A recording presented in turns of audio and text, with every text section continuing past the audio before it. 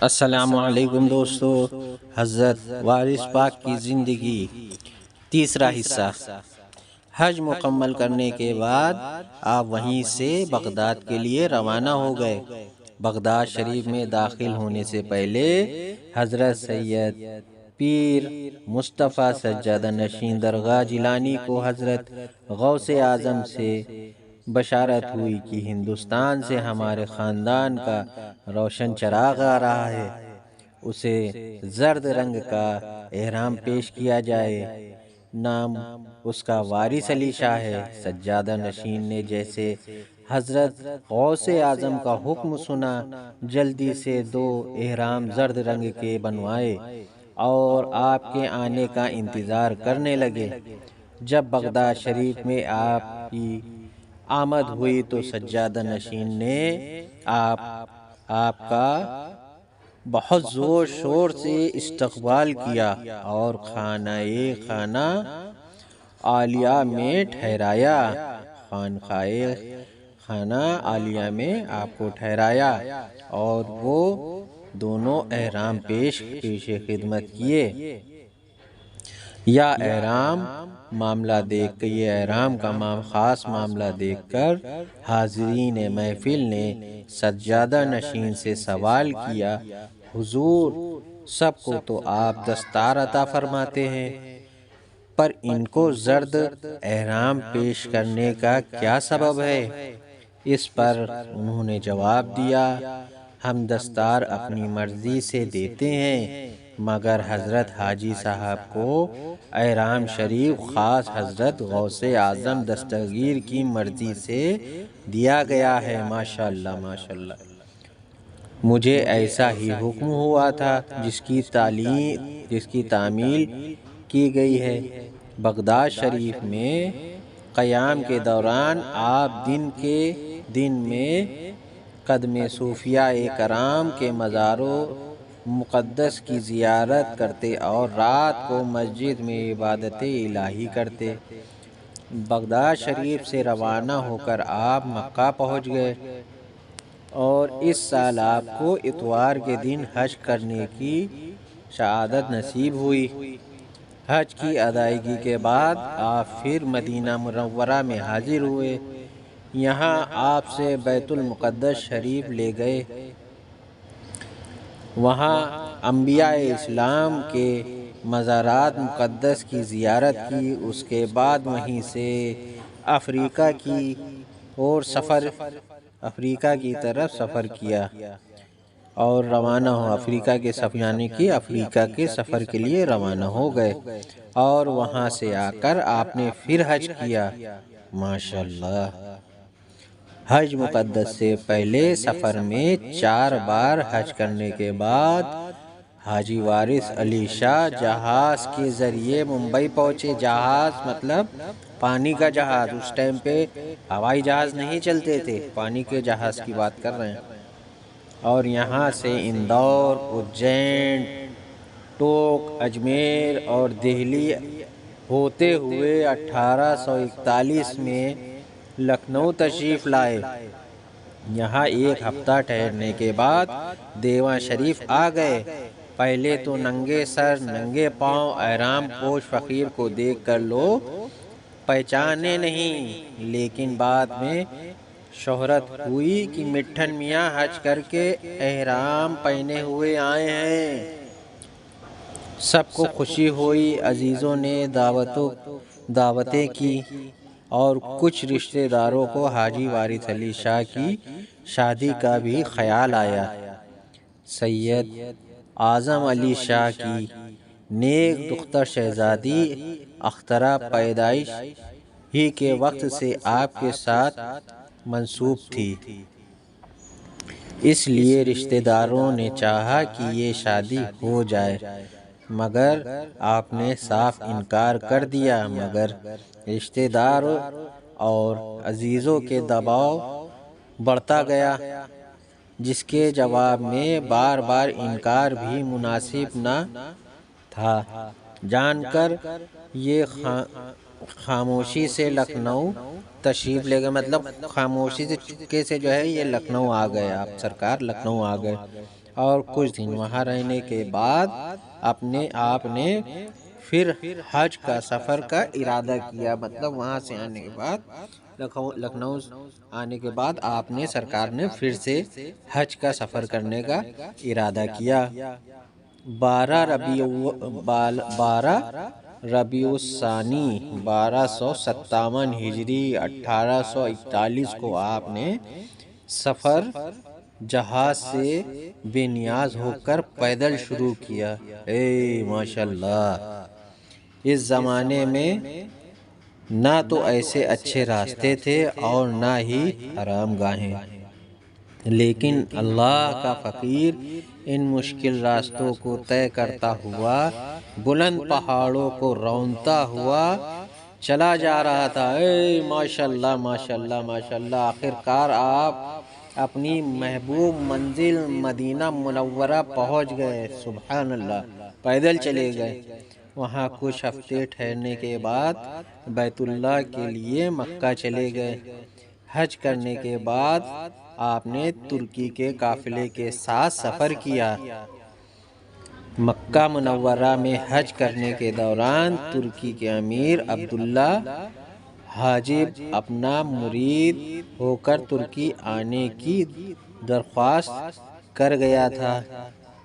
جب آپ اس کے پاس ترکی پہنچے تو عبداللہ حاجب شاہی دربار میں ایک خاص مقام رکھتا تھا، مطلب شاہی دربار میں خاص مقام رکھتا تھا اور سلطان تک اس کی پہنچ تھی۔ ایک دن عبداللہ حاجب اجازت لے کر اپنے پیر مرشد کو شاہی باغ کی سیر کرانے لے گئے۔ اتنے میں شاہی سواری بھی آ گئی۔ تھوڑی ہی دیر بعد دنیا کا سب سے بڑا سلطان عبد المجید خان اپنے رعبدار چہرے پر شاندار مونچھیں کھڑی کیے ہوئے وارث پاک کے روبرو کھڑا تھا۔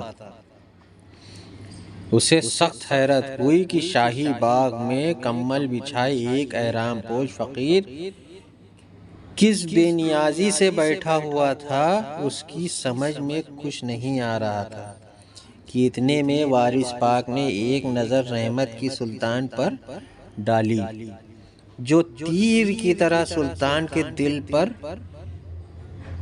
چھا گئی۔ سلطان اپنے دل پر قابو نہ رکھ سکا، گھبرا کر عبدالحاجب سے پوچھا، حاجب یہ بزرگ کہاں سے آئے ہیں اور کہاں ٹھہرے ہوئے ہیں؟ عبداللہ حاجب کے جواب دینے سے پہلے ہی آپ نے جواب دیا، فقیر کا کوئی گھر نہیں اور سب گھر فقیر کے ہیں۔ سلطان نے حیرت سے پوچھا، آپ ترکی زبان جانتے ہیں؟ سلطان نے پوچھا، آپ ترکی زبان جانتے ہیں؟ آپ نے یہ پھر فرما کر سلطان کو حیرت میں ڈال دیا، ہمیں دل کی زبان آتی ہے اور جسے دل کی زبان آتی ہے وہ سب زبانیں جانتا ہے۔ ماشاءاللہ، سلطان اب لاجواب ہو چکا تھا۔ سب امیر، وزیر، سپاہی حیران اور پریشان ہو کر ایک دوسرے کی طرف دیکھ رہے تھے اور سوچ رہے تھے کہ یہ کس طرح کا فقیر ہے جس کے سامنے عرب اعظم کا سب سے زیادہ طاقتور سلطان بے بس اور مجبور کھڑا ہے۔ آخر سلطان نے لرزتے ہوئے جسم اور کانپتے ہوئے ہونٹوں سے شاہی محل میں چلنے کی درخواست کی، جسے وارث پاک نے قبول کرتے ہوئے اگلے دن آنے کا وعدہ فرمایا۔ دوسرے دن شاہی محل کو سجایا جا رہا تھا۔ یہ منظر بھی کس قدر حیرت انگیز ہوگا کہ ایک احرام پوش فقیر ننگے پاؤں شاہی محل کی اور چلا آ رہا ہے اور ایک باہر سے اندر تک شاہی محل کے تمام شہزادے، شہزادیاں، وزیر، امیر، سیناپتی، سینک سب ان کے استقبال میں سر جھکائے کھڑے ہیں۔ جب آپ محل تشریف لائے تو سب سے پہلے سلطان آپ کے مرید ہوئے، اس کے بعد شاہی پریوار اور جتنے سپاہی تھے، وزیر تھے، سب آپ کے مرید ہوئے۔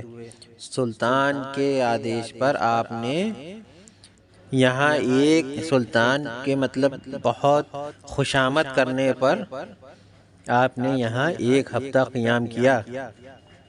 اس کے بعد آپ یہاں سے مکہ مکرمہ پہنچے، حج ادا فرمایا۔ اس کے بعد وطن عزیزی کی طرف روانہ ہو گئے۔ 1844 کے قریب آپ پھر دیواں شریف آئے، مگر جلدی ہی یہاں سے دل اوب گیا اور محبوب خدا کی یاد ستانے لگی۔ آپ پھر پیدل روانہ ہو گئے۔ یہ آپ کا تیسرا حج سفر تھا۔ حج ادا کر کے وہیں سے آپ ایک ایرانی قافلے کے ساتھ ایران کا سفر کیا۔ ایران سے پھر یورپ سے مکہ منورہ میں پھر حج کر کے آپ اپنے وطن کے لیے روانہ ہو کر پانی کے جہاز سے ممبئی پہنچے۔ یہاں سے پیدل چل کر خواجہ غریب نواز کے دربار میں حاضری دی۔ یہ 1850 کا واقعہ ہے۔ اس کے بعد آپ دیواں تشریف لائے اور پھر اس سرزمین کو ایسی عزت بخشی کہ ڈاکخانے کی سرکاری مہر پر بھی دیواں شریف لکھا جانے لگا۔ اس بار کی واپسی کے بعد آپ کی خدمت میں پہلے سے بھی زیادہ ہجوم رہنے لگا۔ یہاں سے پیدل چل کر خواجہ غریب نواز کے دربار میں حاضری دی۔ یہ 1850 کا واقعہ ہے۔ اس کے بعد دیواں شریف تشریف لائے اور پھر اسی سرزمین کو ایسی عزت بخشی کہ ڈاکخانے کی سرکاری مہر پر بھی دیواں شریف لکھا جانے لگا۔ اس بار کی واپسی کے بعد آپ کی خدمت میں پہلے سے بھی زیادہ ہجوم رہنے لگا۔ دور دور سے لوگ آپ سے ملنے دیواں شریف چلے آ رہے تھے، کیونکہ اس بار آپ نے بہت سے مریدوں کو احرام پوش بنا کر آداب احرام پوشی کی ہدایت دی۔ تبلیغ اور ہدایت کے یہ سلسلہ چل نکلا اور سالوں سال چلتا رہا۔ لوگ آتے رہے، مرید ہوتے رہے اور فقیری کی ولایت پاتے رہے۔ آپ نے آخری سمے تک انہوں نے لاکھوں لوگوں کو مرید بنایا، جن میں سے آج بھی کئی اتہاس کے پنوں میں اپنا اور اپنے پیر مرشد کا نام روشن کر رہے ہیں اور کرتے رہیں گے انشاءاللہ تعالی۔ اور اس ویڈیو کا چوتھا حصہ اور آخری حصہ جلد ہی آئے گا۔ آپ لوگ جب تک خوش رہیے، بہت خوش رہیے اور اپنے بھائی کو سپورٹ کریے اور چینل کو لائک اور سبسکرائب کریے۔ السلام علیکم۔